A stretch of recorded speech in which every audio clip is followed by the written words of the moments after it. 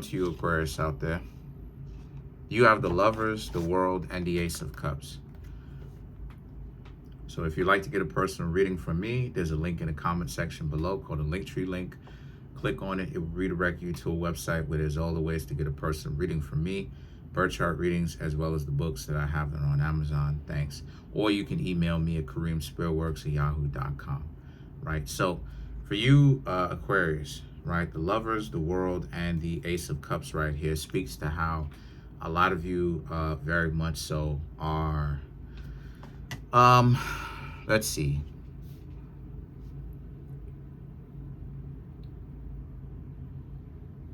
Okay, so for you, Aquarius, that are just now getting to know somebody, the Lovers, the World, and the Ace of Cups speaks to how this person is, this connection is your whole world. This is something that, you know, you very much so are wrapped up in. You want to be loved. You, Aquarius, want to be in said relationship. This is something that a lot of you, Aquarius, been wanting for a while.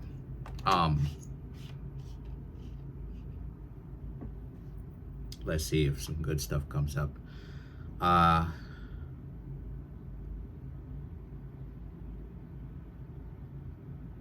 And the Ace of Cups represents your eyes have been open to the possibility that, yes, there is a such thing as love. Some of you, Aquarius, y'all can give up a little bit too easy. You know, y'all can give up a little bit too easy when it comes to stuff like love. You know, stuff like love, things going your way. A lot of times, you know, I've heard from a lot of Aquarius individuals that a lot of you have a mentality that maybe like you're cursed for all eternity and stuff like this or what. And it's like, you know, for a zodiac sign that gets into spirituality by the way of knowing, you know, that's, you know, it's quite ironic because sometimes you, Aquarius, can end up being very superstitious in the sense of thinking that, you know, you're a cursed zodiac sign and that a lot of you, Aquarius, are like bad luck and stuff like this, even though that's not true at all. That's not true. The thing is that you, Aquarius, have to go through the experiences that you go through because, number one, it's for many reasons, but one of the reasons why you go through what you go through is because you hang around knuckleheads. A lot of you, Aquarius, are reluctant to see, number one, that you can't hang around knuckleheads. A lot of y'all be hanging around some goofies a lot of the times, you know. I've even had beef with a couple of Aquarius where it's like, you know, right here on YouTube, y'all know who I'm talking about, where it's like between me and this person, you know, I've talked about it, but I'm not here to bash this person or talk trash about this person. The point that I'm trying to make about that scenario, because I actually still admire that individual, you know, not in that way, but I mean from the perspective of like a lot of you, Aquarius, seeing it myself, my father being an Aquarius, a lot of y'all hang around people who a lot of times they don't want to evolve. They don't want to do better. They don't want to actually become anything more than where they are right now. And a lot of you are reluctant to actually acclimate and be adaptable and understand what that means and have the street smarts. Have common sense. Don't talk to them. Just go do your business if you have to see them and do your thing. Stop trying to save these people and evolve these people and turn these people into someone better and have these people, you know, find their own guardian angel. You have to be able to actually put them in a position where maybe you say something to them every now and again, but then you leave them alone. And that's pretty much it. Now, why that's important is because the zodiac sign of Aquarius represents to know, right? Having the experience of something, to know something to be true, to understand what is true and what is not, to know, right? Not to believe, because belief is a Pisces thing, right? Belief represents something that you do not understand. To know is something where you do understand what it is. You have an intimate understanding of what something is. You have experience in it. You understand what's going on. You have tapped into it. You have tapped into what it means to actually be that. You understand what I'm saying? So as a result of that, a lot of you Aquarius can be superstitious when y'all start thinking that there's no such thing as love, or maybe you're cursed for and doomed for all eternity, and that love will essentially elude you and all of that. That's not true. It's just that you Aquarius, like I said, y'all are bumping your heads up against these walls on a spiritually, of course, metaphorically, when y'all don't do things that you know you should. Y'all are trying to make a knucklehead be in a relationship with you, and it's like this is the same type of thing that you and Aries, excuse me, are dealing with, are suffering from. Y'all are dealing with the same type of trying to rework the bad individual to reform them, and that's not going to work. That's not going to work. You have to find someone that already wants to be that in the first place. You know, enough for the trying to coerce or force or convince people to do anything. They have to already want to jump off the porch to be decent people, first and foremost. Now, why that's important in the first place is because this Ace of Wands and the Ten of Wands right here. Oh, snap. Oh, my bad. Hold on a second. My bad. Two cards were actually stuck together. My bad. So, the Ace of Wands and the Ten of Wands. Okay, I fixed it. The Ace of Wands and the Ten of Wands right here is about how you share something with this person that the two of you actually build upon. And the thing is that the Ten of Wands represents how the situation for you is to make sure to cherish it, make sure to have love exercises,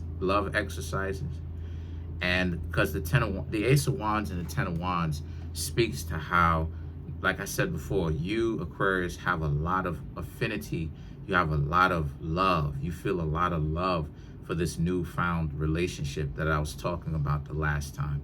And a lot of you Aquarius don't want to do anything to mess it up. You haven't felt like this in a very long time. Well, there's a way for you Aquarius to actually keep that thing going. And one of many ways to keep it going is don't talk to this person every single day. Uh-oh. Right? I shouldn't have said that. That's cardinal. That's a cardinal sin to say something like that. Why? Because, and it's already been proven, when you speak to somebody every single day, you'll get, especially when it comes to romance, you'll get tired of them. Unless they living with you, you'll get tired of them. You'll get tired of them. The two of you will be at each other's necks like cats and dogs. So how is it that you are able, because see, the trick about love, the thing about love is that you have to make that type of love last. You have to do love building exercises, because this is the secret to married couples that have been married for 10, 15, 20, 25, 50, how many umpteen years, is because they find a way to be in love with one another even though they get bored. How they do that is they engage in love building exercises. Some of them may not see each other every single day, right? Some of them may not see each other every single day. Some of them will find something about a person that they never knew before, and they'll notice it, and they'll zero in on that, and they'll legitimately zero in on that so much to the point where it'll come up with another reason why it is that they love that individual. Forget about all that nonsense about you can't choose who it is that you love. That's cap. Because I can tell you straight out, there's been people who are not the most physically attractive people that I've actually liked, but I can literally convince myself into being in love with that person legitimately due to the fact that I found other qualities about them that I've actually liked, that I've zeroed in. And at that point, it didn't matter if they wasn't the most physically attractive or whatever in the face. The body was banging. But they had other things to them that I had actually liked. The fact that me and this person, I liked how this person pretty much was distant to a certain extent. You know, it had me longing to be with this person. You know, this person hung around me enough, but not enough to the point where I got sick of them. You see, and I was it. So this is why it is that, like I said before, I be clowning a lot of people who come to the internet and then they talk about, oh, the terrible relationships that they in and that they can't get out. It's because they factually don't really want to get out. What they want to do is they want to tell the world why they're just so trapped in this cycle of dysfunction where, you know, they're tied to this to the bad energy. You know, this person who treats them like trash, they're tied to it, and there's something about it that's so mysterious. Ain't nothing about it that's mysterious. They are caught up with a certain cycle. It's like a habit. It's a habit that a person forms. Did you know that when you don't do the habit, your nervous system will literally act up and remind you of the habit that you've had? Case in point, there'll be a habit that I've did where I've built the habit so much to the point where if it finds, my nervous system finds that if I'm not doing the habit for that day that I've built up, right? Regardless of whether if it's lifting weights or whatever it is, my literal nervous system, my leg or my arm or like a part of my nervous system will start to twitch. Because it's the nervous system reminding me that, hey, you haven't done the habit today. You got to do the habit. So factually, that's why I say I will clown anybody behind the scenes. Clowning. Getting up on the internet. How come I can't find a good relationship? And then they run to the same internet. Right? When they find someone good. Oh, well, I had somebody good in front of me and, you know what I'm saying, and whatnot. So what did you do? Oh, I had to dump this person, put this person to the side and, you know, overlook, you know what I'm saying? Because this person wasn't right for me. But I thought you said, Goofy, that you wanted a good relationship. Yeah, well, you know. Clowning. Clowning. Clowning. Clowning. The Five of Cups, the Four of Wands, and the Strength card right here. These three cards for you, Aquarius, right? Now that you've learned now that you're thinking about how to keep that love going, how to keep that love being established, the Five of Cups and the Four of Wands represents here, some of you, Aquarius, may have a fear of it getting stale. Well, like I said, if you do one of those love building exercises, it won't get stale. See, a lot of the times where a lot of people end up going bad, and I'm giving you, Aquarius, the game. So I need a lot of views on this video. Stop playing. Run those likes up, run those comments up, run those views up. Stop playing. I'm giving y'all the game in this video. See, a part of the reason why things go stale is because you see each other too much, hang out with each other too much. Relationships, people in relationships, they don't do the love building exercises. They too caught up in that nonsense. They have too much intimate fun. Let me say this one more time. They have too much intimate fun. Yeah, too much of that. Yeah, you gotta, sometimes you can have a lot of that. Sometimes you have to learn to limit that and have the discipline. See, this is why it is that I say that, you know, when you get into the high science, a lot of people ain't really going to be ready for that because most people are too caught up and addicted to the intimate fun in the first place to discipline themselves, to stop, to restrict it a little bit. Everybody wants to come out here and have amazing smashing sessions, but they don't want to understand how to be able to do that. Sometimes in order to do that, you got to limit that. You gotta let that energy build within the both of y'all. Yeah. And then when it's sensitive, because what happens if you smash too much? You get desensitized. Your body, if you pay attention to it, where you have too much intimate fun, your body gets desensitized. It doesn't feel as good if you're doing it every day. But what happens if you let it go for about 2-3 weeks? You say, you know what? We just gonna let this thing build. We're gonna let this juice, pun intended, build. Next thing you know, y'all having intimate fun, right? Oh, oh my gosh, this is amazing. I never thought that this thing could feel like this all over again. You see what I'm talking about? But see, that's the juice though, Aquarius. Not a lot of people know how to do that because a lot of people don't know how to be disciplined. There's been many a times myself where I'm talking to some of the people who I'm talking to romantically, and they so caught up with needing to play games. You can't play games. You can't be on some game playing type stuff and build a functional relationship, because these are practices that I'm trying to do with my significant other at the time, where it's like, okay, we just gonna sit back and chill and let that juice build for a minute, for about a week or two, and then when we come back to this, it's gonna feel real good. But they so caught up with playing games and stupid stuff and all that nonsense of the distraction. You can't have good fun with somebody like that. You can't take trips with somebody like that. You can't build a relationship with somebody like that. Why? Too caught up in creating fights. They think that's how you build the intimacy. Stupid. That's not how you do that. That's how you ruin a relationship. Listen, look, y'all ain't ready. Anybody still playing games, y'all stupid.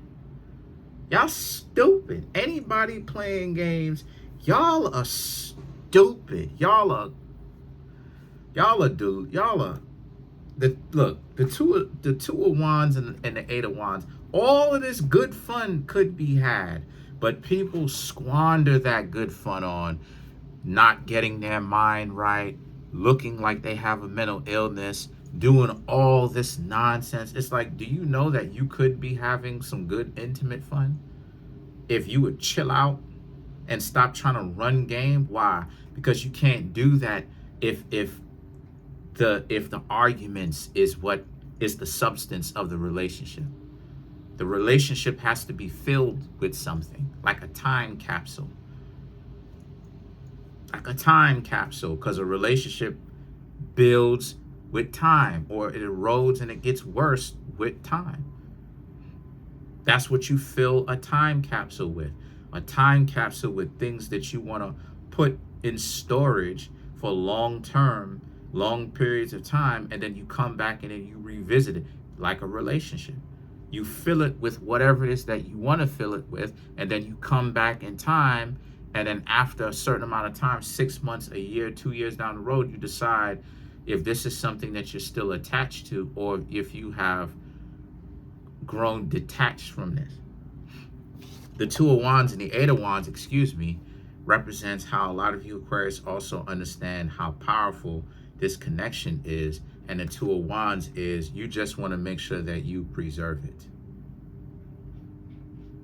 The 8 of wands is the ability to let go of it. The ability to allow the relationship to transform. So let's clarify the 8 of wands, because it's a little bit mysterious.